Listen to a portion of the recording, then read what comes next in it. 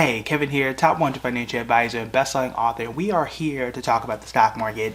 Now, the market was closed today, which is great news for me because I got to read and research and I got time to grade. So today we're going to do a grade your portfolio episode. It's one of my favorite segments to do because I used to be a teacher. Before going to the stock market, before becoming an advisor, writing books and all that kind of stuff, I started off as a 7th grade math teacher in Dallas, Texas.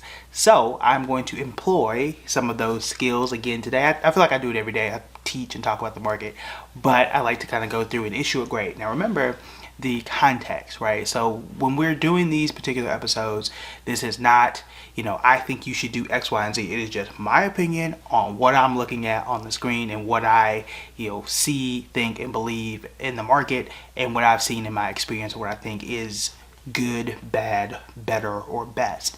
Now also remember that we take these on purpose out of context. So what we see on public, which is where I get these from, is this one volunteer, so they say, hey, can you grade mine, make a video? That's what we do. And then the second thing too is we're assuming, right? We're making an assumption, taking it out of context, and we're saying like, hey, we don't know whether or not, we don't know what their goals are. Could be long term, could be short term. Don't know. For this, we don't care. We're just taking a look at it, but that does matter for your own personal finances. And then we're assuming that there are no other investments out there, and we assume also that everything is divided evenly inside their portfolios. So for example, and you'll see I've done a video on it where you actually see my percentages. I try to have like 5% or so in each individual stock. I try to be even. Everybody doesn't do that, and it's again totally up to your goals. Even for me and my own personal portfolio for my IRA, almost 70, depending on what day you look at it, 70% is in index funds. It's not even there. 70% in index funds. The rest is divided up between the stocks evenly. As I'm looking at this person's portfolio, I don't know that, right? So again, we're assuming everything is even, but it doesn't always occur in real life. Okay, so we don't know the goals. We don't know, how things are split up, which is totally fine. We don't know what other investments they may or may not have. All we're doing is reacting to what's on the screen, and I'm giving you my thoughts and opinions. So this is not financial advice because we don't know that. If I don't know that, I can't be a great advisor to you, right? But we can learn and educate just based on what we have here and lay that context out, okay? So let's go ahead and get started. So this is Seth Ellis. Thank you to Seth. He is at Wally Goots, and you can feel free to follow him on public if you're not on there already. All right, so there are a few things that I instantly noticed that I like a lot, and then some things I'm like, I would change these. So first, just looking at it, we'll just kind of go down. We've got the Vanguard Total Stock Market ETF. We've got United Healthcare. We got Sony. We got SPY. We have Nvidia here. We got Lowe's. I'm skipping some. We've got QQQ. We've got a financial ETF, Visa, another Vanguard fund, Target, Microsoft, Ford, and Costco. Now, by looking at this, there should be at least one thing that you should notice. If you've been watching for a while, if you are new to the channel, go ahead and hit that subscribe button now. But there's one thing you should have immediately noticed that I probably like about this portfolio. So let's start with the things I like. I like United Healthcare. I think it's one of those defensive stocks, especially with the way the market is going right now. It's probably one of your safer, in my view, one of the defensive companies that's still going to do well regardless of what we expect. We got Lowe's here. I like Lowe's. I like Nvidia. They took a little bit of a reactionary dip, which shouldn't have dipped that much. But I do like Nvidia long term. Y'all know I like Lowe's. He's got a good financial ETF. I think financials are still going to be good. That's there. So those are things that I think are good. You see Microsoft, you see Costco. Y'all know I like Costco. So I'm a fan of a good part of this, but we do have one. I would consider this a minor issue because it's not the worst thing in the world, but I think it could be better. So we have what we call duplication here. We have Vanguard, VOO, that is an S&P 500 ETF. It's the 500 largest companies. But then when you come up here, you also have another Spider ETF. It's a different company, same product almost. It's also invested in the biggest S&P 500, the biggest 500 companies in the US. Well, that's two of the exact same things. They do the exact same thing, so I don't need both of those. And then I have VTI, which is the Vanguard Total Stock Market Index Fund, which has the top 500 plus other stuff. And then, so that's three, basically, they're not exact, but three of basically the same things.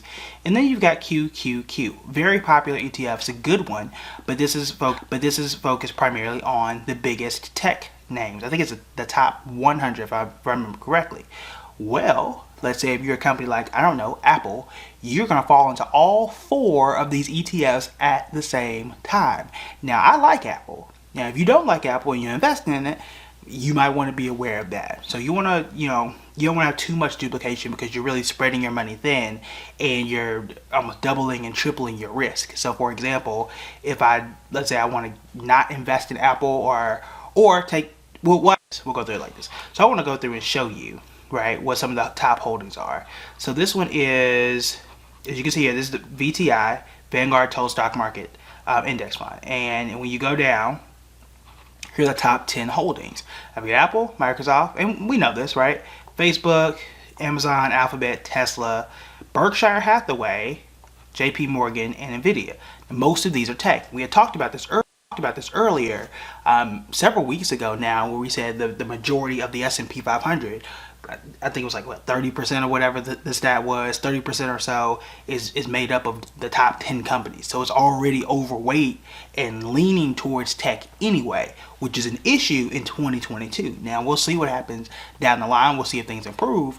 But tech, for the most part, not across the board, but if tech isn't doing well and the S&P 500 is already tilted towards tech, then that's one thing going against you. But in a fund like this, I've got a JP Morgan that might do well, might balance me out. I got Berkshire Hathaway here that might balance me out a bit, so it won't be as bad.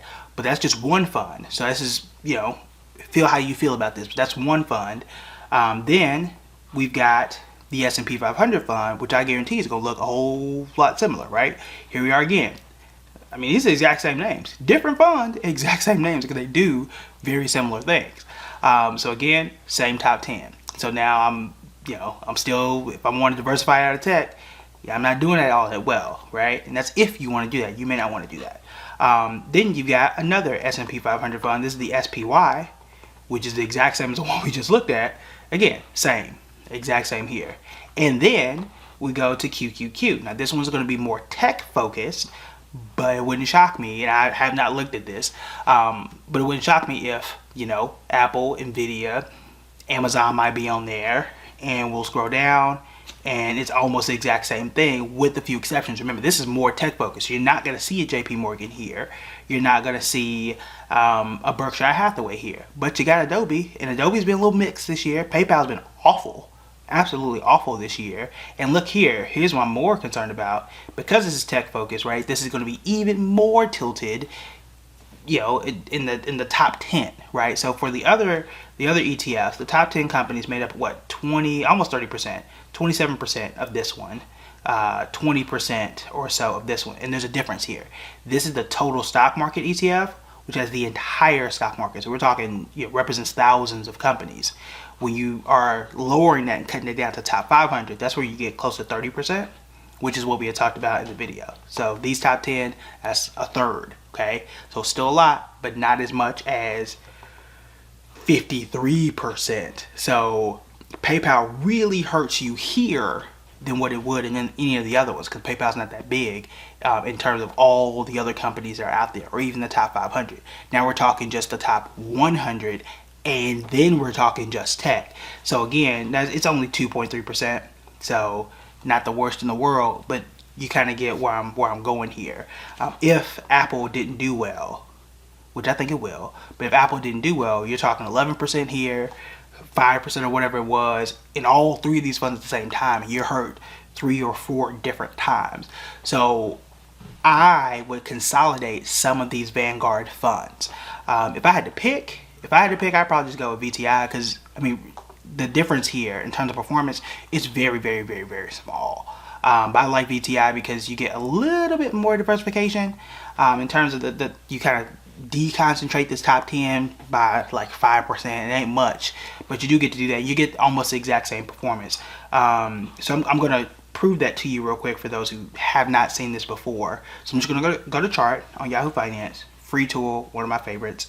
I'll stick it at 2 years. It doesn't really matter, honestly. Okay. So, all right, Yahoo Finance. I'm going to go here and hit comparison.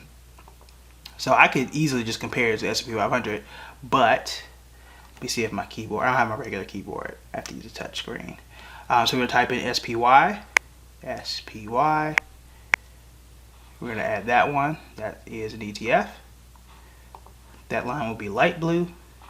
And then we're going to compare it with VOO. Now VOO and SPY should be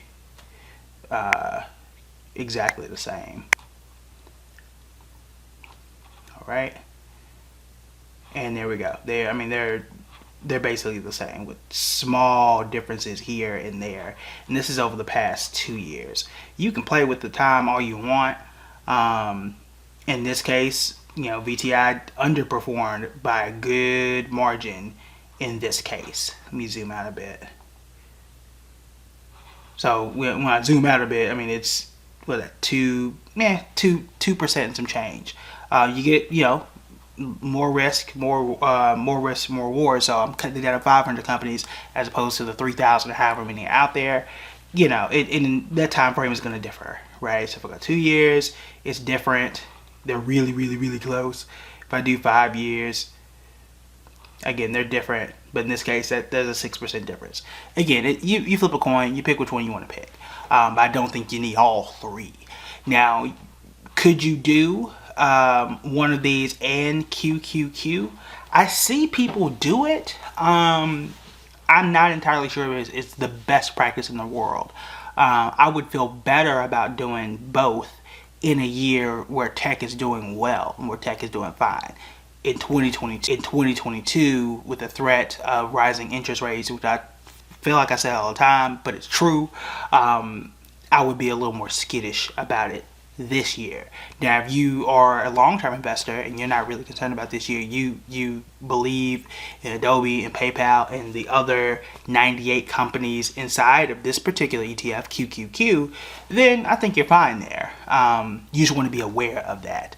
And I think if you are long-term, if I know I'm going to stay in this ETF for years, then I really wouldn't be concerned about it. And if you are optimistic about tech, then I would be fine with that. If you can hold VTI, you can hold QQQ, you're taking on more risk. Do know that, because now you've got Apple twice inside of both ETFs, and it's significant. 11% of QQQ is in Apple versus the, whatever it was, versus 5, almost 6% in VTI. Or we can even do Microsoft, where it's similar here. And I know that we also own shares of Microsoft down here. So just be aware that, now y'all know I like Microsoft, so you might be okay. But again, it's about awareness and just knowing that. So if there was a situation where, let's say, Microsoft missed earnings, which I pray that never happens, because that would hurt me, right?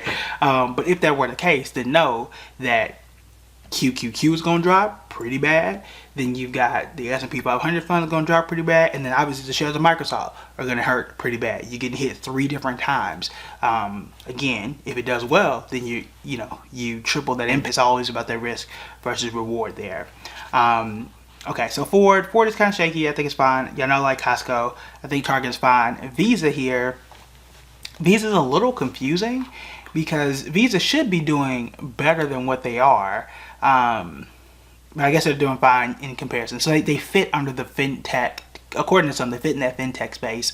That would be right up there with PayPal and Block and Affirm. Some people put them right there. But they haven't, Visa's not going anywhere. And they reported decent earnings from what I can tell. But it's down 3%, almost 4% in the last 6 months. And up just 10% in the last year. It's not exciting, but I don't think it's bad. I just feel like they should be doing a lot better than they are. They're just not. Okay, it's not a you have to sell this type of company. It's just I wish y'all were doing better. I don't own it, but again, I don't think I own it unless it's in one of my really, really small accounts. But in either case, I wish Visa was doing well, but that's not a oh my god, you need to sell and get out of that. We talked about financials. I've actually brought up this ETF. This one is an interesting one. I think it's smart. The infrastructure bill is still out there. I know we're focused on Russia and Ukraine and a bunch of other stuff, but it's still out there. So that actually might be a solid investment there. The concern here, And by concern, I mean I don't know. I don't know enough about the material sector space.